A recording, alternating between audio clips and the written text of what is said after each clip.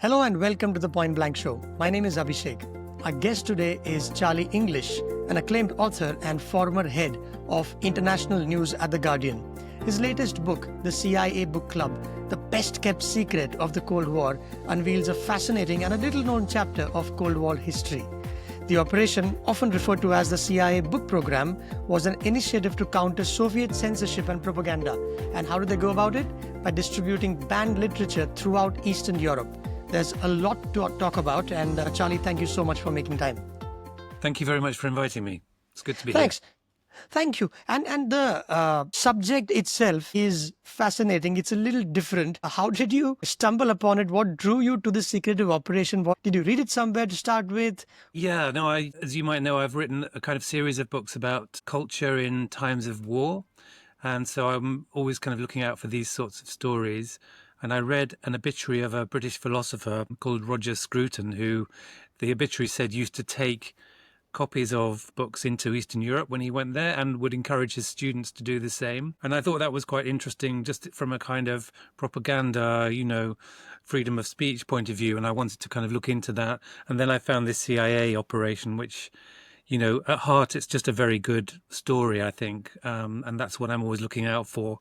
And that's certainly what this was. So I embarked on researching it at that point. Lovely. And it was a pretty decent and a big one, wasn't it? You write that the CIA funneled some 10 million books into the Eastern Bloc over 3 decades. So it was a sustained drip and a very covert operation. What kind of books, if you can give a few examples, how was that about? What kind of books, for instance, were smuggled in the first place? Well, it was a hugely wide range. There was some of the more perhaps obvious political material like George Orwell's works, 1984, Animal Farm, the work of dissidents in the East. So that kind of work would be smuggled out of the Eastern Bloc into the West and published in the West and then smuggled back in by the CIA. So Solzhenitsyn, Gulag Archipelago, books like that were very popular. But then there was a whole range of material that we wouldn't regard as political at all, like Marie Claire magazine, for instance, or Life magazine, or there's a German women's magazine called Madame, which they sent. So it's a kind of eclectic mix. But I think what the head of the program thought and believed and was true is that everything had a different political meaning in the Eastern Bloc. So even when people were reading, say, the works of Agatha Christie, a detective thriller, they would read about people who owned their own homes, who maybe could drive a car, who could afford quite nice food. And if you were living in the Eastern Bloc and you had to queue often for the shops, and most people didn't own their own vehicles and waited tens of years for apartments, it still had a very strong political effect, even that kind of material. That's very interesting. So, for those, we live in an era, I live in a democracy, and we didn't have to, or at least so far, fingers crossed, have to deal with extreme level of absurd restriction of freedom of speech, which, by the way, is happening in some parts of India, unfortunately. But could you give a few examples for our listeners where, some might think, or, even I would imagine, these are just books. What's the big deal? It's not like a weapon that is being smuggled. What kind of, the on-ground common man in Poland or in Soviet Union, what kind of things that would make you go, my goodness, he didn't even have access to these things, or any of those things that struck you that, wow, it was really primitive? Yeah, I mean, they lived in a very Orwellian system of ideological control. And this had been imposed by the Soviets when they took control, invaded most of Eastern Europe at the end of the war. And what this meant was that every Eastern European country had to have a censorship office. In Poland, it was called the Main Office for Control of Performances, presentations and public performances. And basically this office had control over absolutely everything that happened in public life in the country. So obviously newspapers, broadcasting, things like that were very tightly controlled, and there would be a censor in each of those offices. But something as basic as like a typewriter would have to be registered with the state. If you wanted to print a business card or a wedding invitation, then you needed the permission of the censor to do that. So the idea was obviously to control the kind of boundaries of public debate so that things could only be discussed within the reference of the Marxist, Leninist, communist principles that the that the Soviets espoused. Hmm. And so the effect of that really was to create a great demand for anything that was, the kind of oxygen of free debate and free information. And so that's what the CIA and these operatives realized very clearly, that there was a kind of open goal here for material that wasn't bound Right. by this very restrictive, sort of stultifying Stalinist system. Even access to Xerox machines or photocopiers, you write that they were restricted. Even to buy a piece of paper, you had to go through some approvals. And this wasn't like in Stone Age. We are talking about a few decades ago. And which is what you say that the Americans might want to exploit at the time because it was Cold War, and whatever opportunities you get, you might want to squeeze the most out of it. Even Gone with the Wind was banned, is what I read. That's right, yeah. There was a list of censored titles that came out in the feast. It's quite hard to discover exactly what was banned because Hmm. even the idea of censorship was itself censored. So people weren't to know that they were being censored. But there was a list that came out of, I think, several thousand titles in the 50s, and Gone with the Wind was on it Yeah. for bizarre reasons. And whatever happens, neighbors might still talk to each other when no one's listening and their apartments are not bugged. They still would have a sense of humor and joke about these. And there are a few sections where you write about. There was one where, why does the Palace of Culture have the best view in Warsaw? What was the answer? Because it's the only place you can't see the Palace of Culture. This is a building that was given to Poland by Stalin. It was called Stalin's gift, and it was built in the social realist architectural style that you see all over Moscow, or you did at that time. Hmm. And it was a kind of act of imperialism, effectively. And the Warsavians thought it was very ugly, and they didn't like having to look at it all the time. So that was the Right. joke, yes. Yeah, and I tried Googling up, or I went to Chat GPT and said, hey, give me a few examples. And this was one. And I thought it was over the top, but not so much. Apparently, this was real because I stumbled upon it in your book while I was reading it. It says a man goes to the doctor. The doctor says, you've got 2 weeks to live. And the man replies, good. That's just about enough time for me to stand in the line for meat. And and you write that people had to queue up at 2 in the morning just to get basic amenities, and they would sit with blankets and liquor to keep themselves entertained. So it was a different world back then for that part of the world. Yeah, absolutely. I mean, there is an account of these people in Warsaw sitting outside, as you say, bringing a kind of picnic and something to drink and just to sustain themselves. And then Yeah. there's a sort of riot as they realize that this meat wagon is pulling up at the butcher's shop, and so they all have to get in the queue. And Yeah. queuing was a big part of life in the Eastern Bloc at that point. And, Mm. very frustrating. And of course, these economies were very poor and struggling and indebted. So that was just another wrinkle on the top, if you like. And people felt very, very poor, and they struggled to get by, really. And during these times, the police or the state, the authority, I mean, the cliche is they ruled with an iron fist or whatever you call it. And one of the rules that I found was baffling is that they could arrest you within, and detain you for 48 hours or so. Was that? And without a warrant, and then they can release you and then keep doing over and over again because the rule said that they could detain you for 48 hours or so, which was, a whole different level of draconian rules. Yeah, I mean that's what the tactics they used against a lot of dissidents was to just round them up on some trumped up charge, which they hadn't, some offence they hadn't committed, take them to the police station. I mean, sometimes they would beat them or, interrogate them, and then they would release them. And, Hmm. one of my interviewees said he would be released and he'd walk across the road, and then they'd pick him up again for another 48 hours on the other side of the road. And he reckoned he spent, I don't know, 2 days a week in jail or something like Hmm. that on average.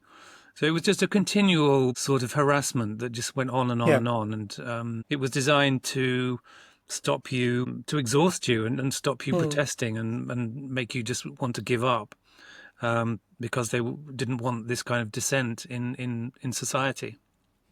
And that would have meant that to get these books in, how did the CIA go about the whole thing? Today we've got profiling in that they'll go online and know who are the best target audience. Back then, how did they know which country to look for? Who could be the takers? You just described the kind of books. Probably that was an easier choice. And plus, you have to sit and read. See, today our attention spans are that of a goldfish or whatever, a tweet. But it must have been different back then. So how did they, first of all, how did they smuggle these books? And how did they go about choosing their audience? Yeah, I mean, the good questions. The program sort of developed over this really quite long period of time.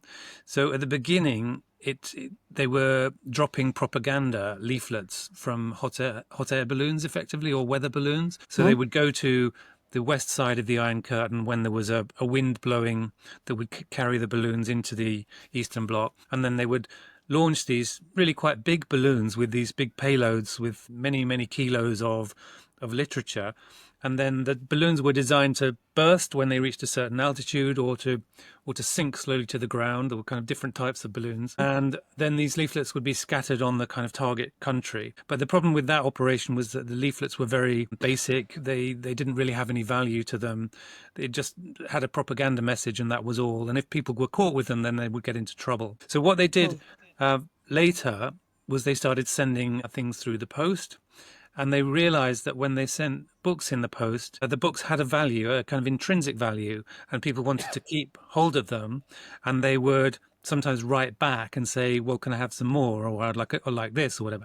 Right. So, but those targets, and they were called targets by the program, were picked out of East European phone directories that the CIA found, and they just would go through, and I think more or less at random, pick out people and say, well, we're going to send some books to so and so. So that kind of mail system worked throughout the period, but at the same time they were experimenting with something that they call person-to-person distribution.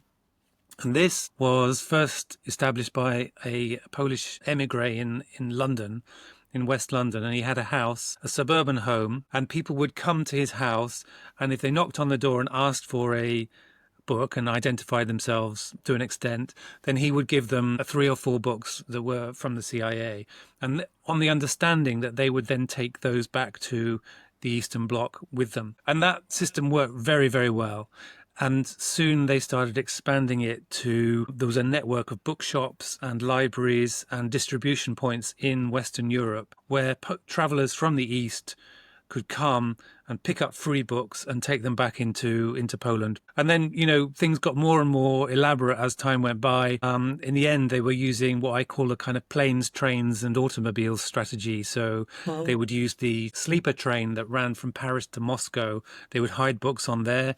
They would take sailing yachts, would sometimes cross the Baltic Sea to Sweden. And when they arrived in Sweden, they would be loaded up with books and also printing presses, because in the later phases, people were reprinting books in Poland as well, in the underground. So, yeah, it was a kind of huge network by the end, visiting sports teams, papal delegations, nuns, mountaineering clubs. They were all approached if they came from the Eastern Bloc and offered free books to take home with them.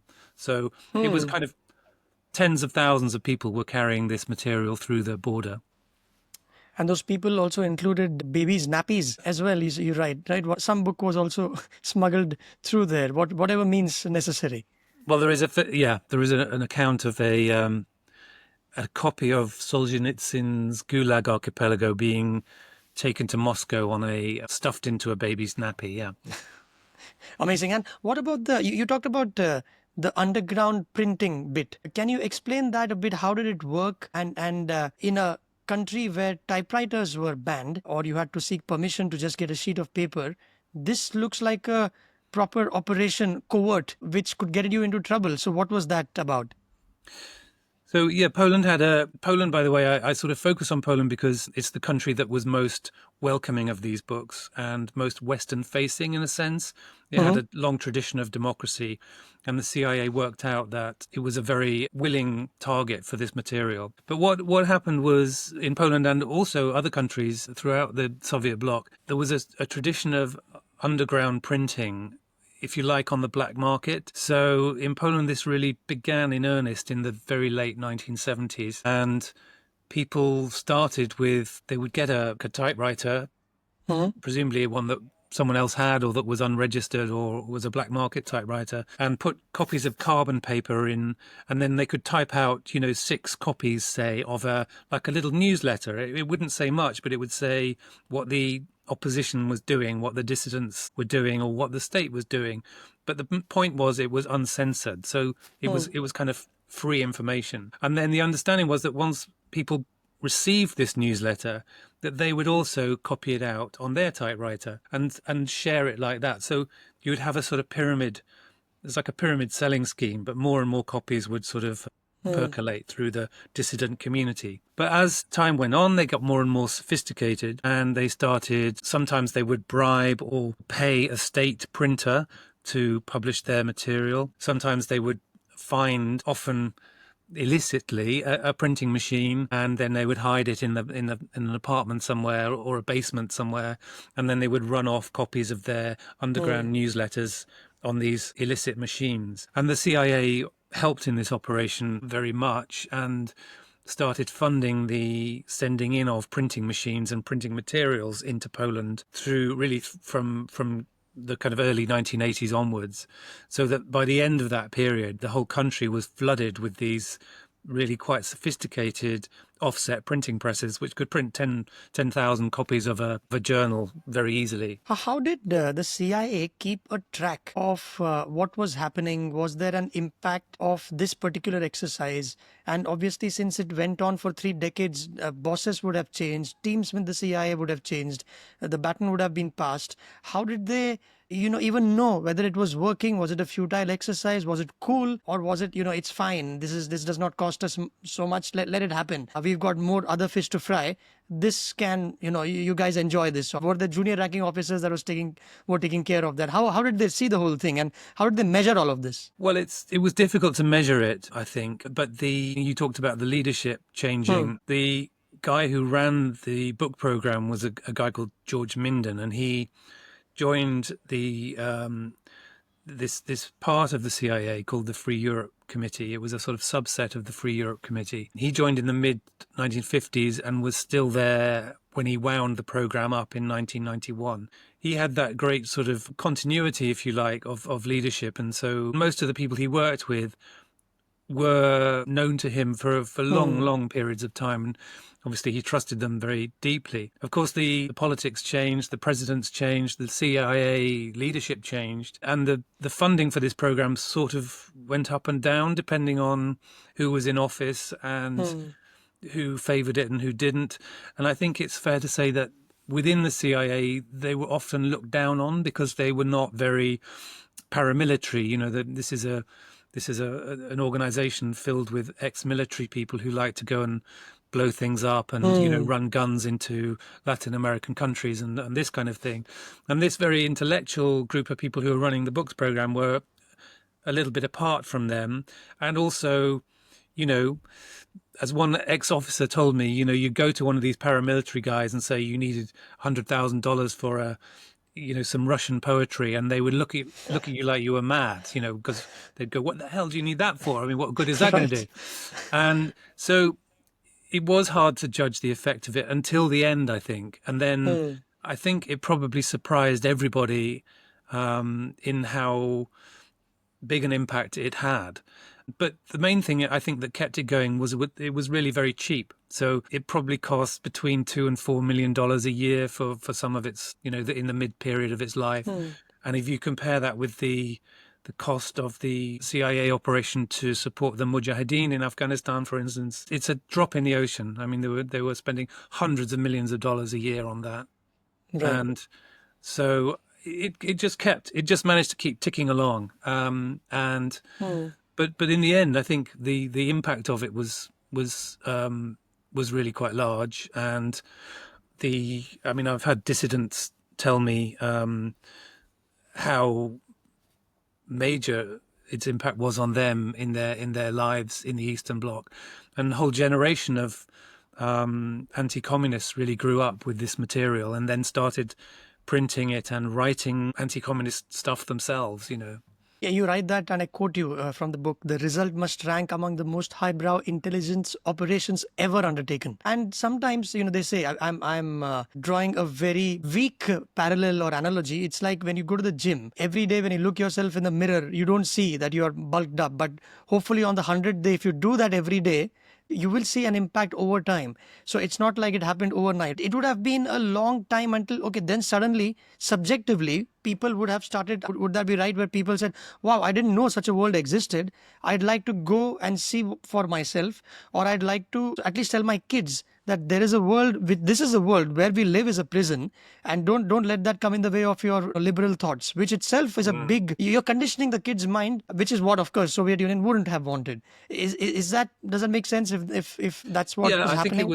it was a sort of what you might call a kind of drip drip operation. It was a very gradual, slow process, a very Hmm. long game, and but it had moments where people realized that something dramatic was happening. For instance, in Poland in August 1980, there were the strikes in the Lenin shipyard in Gdansk, and this was when this trade union called Solidarity was formed, and it became the focus of the opposition, the anti-communist opposition in Eastern Europe, and it soon had a sort of 10 million members, and really it won a lot of freedom. And there was a period of over a year from that August 1980 date it's called the Carnival of Solidarity in Poland, and it was a moment of real liberalization, and you could actually publish things more or less openly. The censorship more or less stopped, and at that point the CIA book program was making deals directly with publishers in Poland to publish their material, so they could see this opening up was just, Yeah. it looked to everybody as if it was just about to happen. Even the dissidents thought communism was really about to collapse. But then the Polish general Jaruzelski cracked down, arrested everybody in Solidarity, threw them in internment camps, and it was set back to kind of a year zero again, and they had to build up again. Ah. But there are these moments within that history where you could see the liberalizing effect of the literature on society, I think. Hmm. I mean, the other thing I should say is that people in Poland didn't realize, of course, that this was coming from, Hmm. that a lot of it was coming from an American intelligence operation. They thought that it was a part of the emigre, the Polish emigre community was sending it in. And of course they were, it was sort of in parallel, there was a genuine movement among the Polish emigres to print material, translate things into Polish and send it into Poland. But that was very much working hand in hand with the CIA operation as well. Right. Was there an incident with the Pope as well, who didn't know who the sender was? Tell us about that. Well, during the mail operation, they wanted to target the kind of influencers of the day. So when they realized they'd found important people, they would send books to them. So they would Hmm. be academics or teachers or party members or clergymen. And as you know, John Paul II was a Polish man who had been a cardinal in Poland before he was elected Pope. And he received books from the CIA book program. So when he was made Pope, the CIA sent a very kind of proud message to the National Security Council saying that Karol Wojtyła, the John Paul II, had been a recipient of the CIA books, and he even written back to them to say thank you for the books he'd received. So the Hmm. Catholic Church was a very useful ally, I think, of the CIA. I mean, I'm not saying that they were in cooperation, but priests were often anti-communist. I mean, communism obviously tried to eradicate religion, so Hmm. there was a kind of natural tension between Catholicism and the state anyway, and this was used by the book operation. And so people would come to visit the Pope in Rome or in his summer palace outside Rome, and they would bring massive amounts of books to hand on to the people who were going back to their Catholic missions in Poland. And were there any books that you probably may not have been able to include due to some CIA restrictions or lack of documentation? While because this research would have been an interesting exercise, if you could talk a bit about that. How did you go about it, and how easy or difficult was it? What part is classified? what is not? Because at any point in time, did you feel, oops, I'm crossing the line here? Am I going to get some emails or phone calls from folks that I don't want to hear from? Well, I wondered about that, but I never had anything like that. No, not as far as I know. Most of the documents relating to the program are still all classified. And if you think there was this operation, it was based in New York, Park Avenue South, and it was corresponding with people in the Eastern Bloc for more than 3 decades. So there is a vast trove of paperwork somewhere, but the US government has not declassified any of that. So at some point in the future, perhaps they will, and then there will be a lifetime's work of digging through this material to work out more detail. But what I did base it on was George Minden, the head of the operation, left some reports when he died in 2006, I think it was. He would, twice every year, he would go to Western Europe to visit his contacts in the expat Eastern European communities, to meet his bookshops who were working with the CIA and so on. And he would write up these reports. And when he died, one of his sons found them in a closet in his home and gave them to the Hoover Archive at Stanford University. So I had a fairly thick wodge of these reports that Minden had written, and he named everybody that he was meeting in these reports. I don't think he ever expected them to be made public. So, Right. but then I went to the Eastern Bloc and I talked to the people who he'd referenced, and obviously I had dates and times of their meetings and so on. And it was people are quite reluctant to talk about this because it's a secret operation, even though it's quite a long time ago. But once I said, you met this guy on this date and you talked about this, and then they would kind of recollect, and it would gradually come out. So it was a lot of interviewing. I mean, hundreds of hours of interviewing, I think, and these reports written by Minden. Did anyone tell you that even my wife doesn't know what I did back then? Where did you get this information from? Because all of this was secretive, wasn't it? So I'll be interested to know what was the reaction of these people that you suddenly drop in on, saying that, hey, tell me what happened on that day, because you were very much part of this operation. Did that take them by surprise? Did they reminisce? Were they were they happy to share when you asked them that? I think it varied. Sometimes I would, these people are often sort of heroes in a sense, in that they were the dissidents in the 80s and the 70s and 80s, and so they've been lauded for their role in bringing down the Eastern Bloc. So they're quite, in some cases, they're quite used to being interviewed. But I think maybe when I would ask them something I wasn't really supposed to know, then there would be a sort of slightly shocked expression would come over their faces, and they would think, how much does he really know? Yeah. So it was a kind of winkling away of information which came out quite gradually over a long period of time. No, because that's what it takes to write a book like this in a manner that would interest someone who has no inkling as to what the CIA does or the story itself. And about these interrogations is how you've put in your acknowledgement section that at least one interviewer said that you reminded him of a communist era interrogator. Can you recall what made him say that? Give an example, please. Well, I hope it was a joke, but it was, almost all of them had spent a lot of time in jails being interrogated by the secret police. So I guess my questions, the fact that I wouldn't give up on something reminded them of this, but I certainly wasn't using any thumbscrews or anything like that. Yes. And do you think that this kind of soft power, that was Cold War, you had physical copies of books. Do you think some of this is used even today? For example, would today's soft power be through TikTok, say, which America is very cagey about, and I mean, in India it's banned, by the way, or online news? Do you think that is also one method? Is that the new way of trying to sneak into people's homes and minds through the smartphone?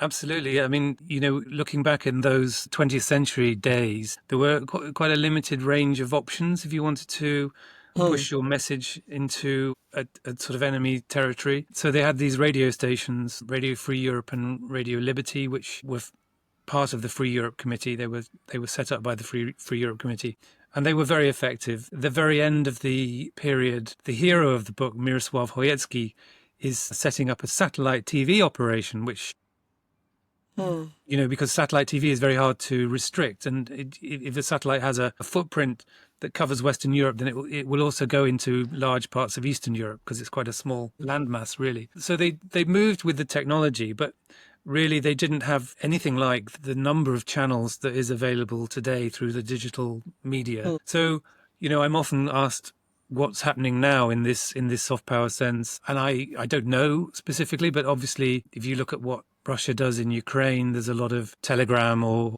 various social media apps that are used to spread messages. I'm sure TikTok, like you say, the certain states are very, they're fighting a kind of counter propaganda war against this kind of material too. So China is, of course, very famously restricted in its internet use and has this great firewall of China, which is designed to stop the influence of, I guess, Western ideas seeping through into their political system. And then Russia has its, it has its Russia Today propaganda channels, TV, and so on. So yes, I think nowadays there are so many millions of opportunities to spread lies and disinformation. And actually, I think in the Cold War, in the Eastern Bloc, there was a restriction on what you were allowed to say, which meant that undermining it was not exactly easy, but you could slip in information that wasn't supposed to be known, like what Stalin had done to Polish people in the war, for instance. And in that way, you could very much undermine the censor. Now we have a plethora of channels, and I think the problem is almost the opposite, in that we have so much information and we don't know which of it is true and which isn't. So we drown in this kind of wall of disinformation. So it's much easier to slip lies into the public discourse, I think, now than it probably was back then. Yeah, technology is like a steroid in this case. It just spikes it and it can. And also the Western ideas that you talked about, China not wanting Western ideas to seep into their territory or jurisdiction. But at the same time, do you also see that we are regressing in some form? Coincidentally, as we record this week, The Economist's cover story is Europe's free speech problem. Yeah, that's what it is. That's the cover.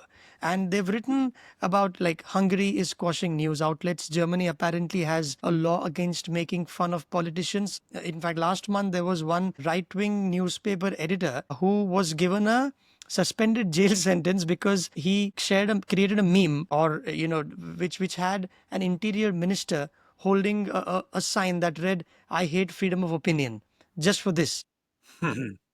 And he was given a pretty good fine. In fact, in Britain, they arrested a man who went on a rant against immigration on Facebook. There were two parents who went online and said the school that their daughter went to, apparently they criticized. I don't know the details, but The they had police were sent around. police were sent around. Yeah. Yeah.